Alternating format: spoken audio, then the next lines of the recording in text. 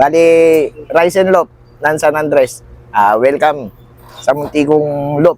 Ayun. Ayan.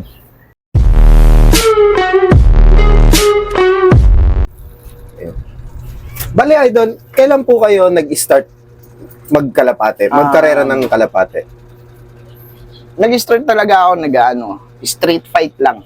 Okay. Kumbaga Wala. yung house to house lang. Wala akong idea sa club. Tapos, lumaro ako ng 2014, nagsimula ako eh. Bali, unang pauwi ko ng Santa Ana, 2025, finisher. May nagturo kasi sa akin kung paano yung tamang sistema. Ayun. So, bali yung mga bloodlines po ng ibon nyo, ano-ano po yung ginagamit nyo dito sa loob? Hindi naman ano-ano. Isa lang naman umiikot na bloodline dito eh. Yung HB line lang. Galing lang din sa mentor ko. Ayan, kay Sir Hagdan ba to? Oo, kay Hagdan ba to? Ayun. So, bali ito, Idol, ano po itong mga nakasalang na ito ngayon? Bali ito, pinagkatiwala lang ng tropa ni Boss Christopher Ora. Itong dalawa. Pero the rest, galing na kay Sir, ano to? kay Hagdan ba to? Hagdan ba to? Napakadaming ibon nyo. So, ito yung pinaka-breeding section ni Idol. Ayan. And then, ayun, sa labas yung pinaka-flyers loop. Tsaka natin. So, bali, Idol, sino po ito? Ito yung bali ito yung espresso. Espresso po. Nag 2 times Santa Ana, BBC at FPR Club. 2 times Santa Ana po. 2 times Santa Ana. Ano yun, Idol? Finisher. Sir, same year na Hindi. lumipad o magkaibang? Magkaiba. Galing, ano? Ito yun.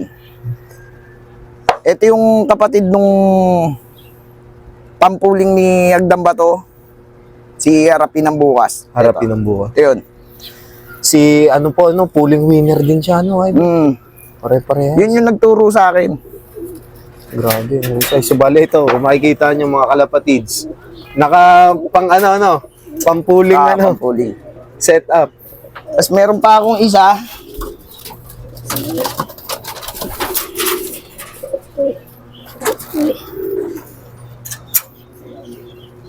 Ito, line din ni Hagdan Bato. Ayan. Ay, hindi pala sa pinsan ng tropa. Ayan. Masbate finisher, Masbate finisher po.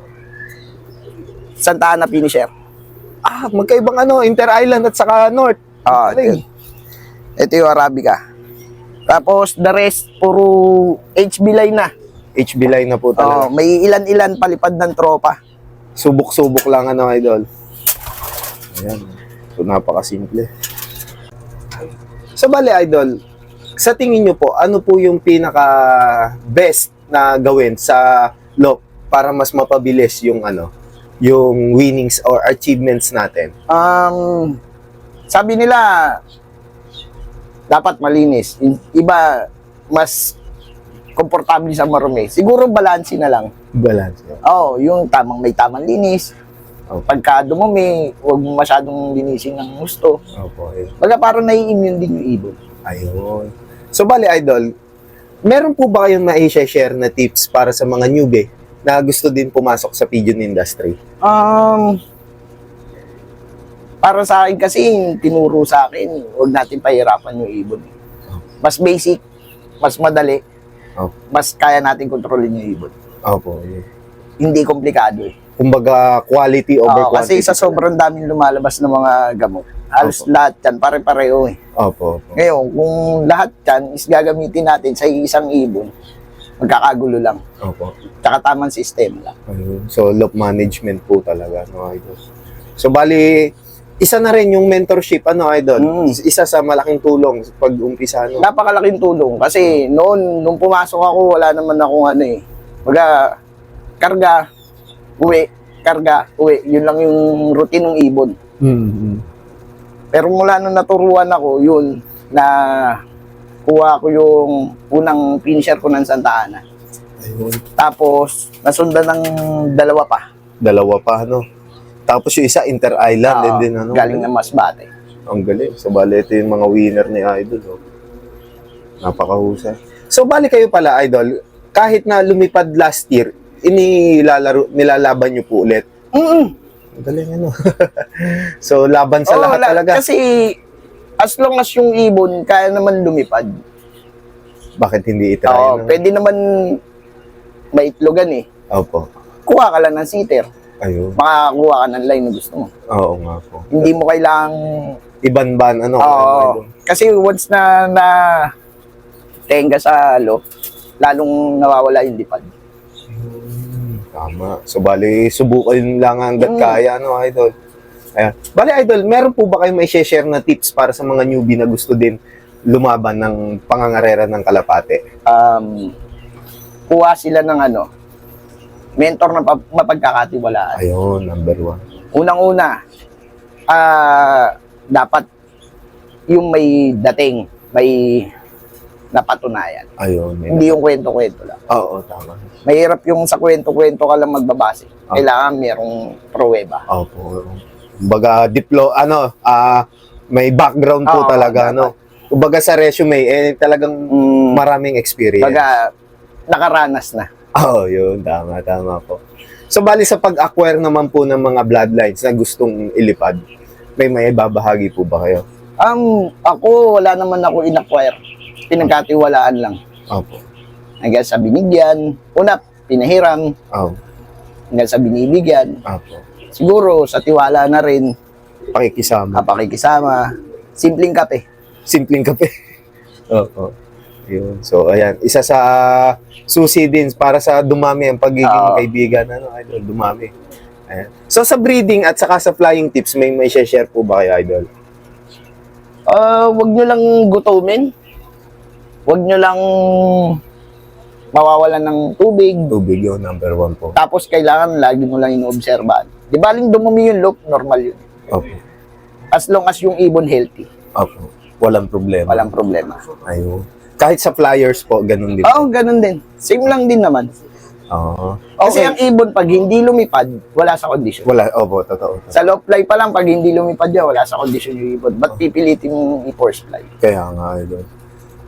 So, bali, Idol, once na mag-i-start na po yung training, ano yung kadalasan na ginagawa niyo sa panglaban niyo? Kami, araw-araw kami nagtutos eh. Araw-araw. Araw-araw. Opo. As in, walang yun, mintis. Walang I-start na lang na magbabago yung schedule namin pag may training na. Training na, ayun. Once na nagkarga na kami, wala nang tos kinabukasan kasi paratingan na naipon. Pero pag walang kargahan, Toast po nagtutos kami. Ayun. Kumbaga, pagka-training lang po. Pero pag sampa na po ng derby, More on kami, pagka derby, more on pahinga kami. pahinga naman, Idol. So, Okay na yung low fly. Opo, adjustment naman po. Mag-a-adjust na uli kami nun. More on pahinga na yung ibon. Mas simple naman, Idol. Ayan. So, bali, Idol, napakaganda ng mga tips na naibahagi nyo, Idol. So, bali, isang katanungan na lang po. In case po ba na may mag-inquire sa inyo ng mga ka-newbie fanciers na gustong mag-testing ng mga bloodlines nyo, kayo po ba open na nag-out?